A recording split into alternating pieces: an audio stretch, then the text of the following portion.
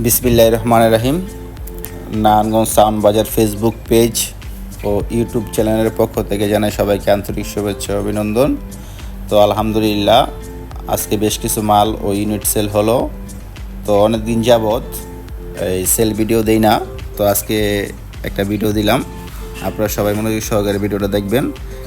ঝুড়ির মধ্যে যেটা, ওখানে 25 piece unit, 100 unit, standard 516 2 piece, standard 800 1 piece, আর পাশে আরও 10 পিস 100 ইউনিট এক্সট্রা বিক্রি হয়ে গেল আজকে।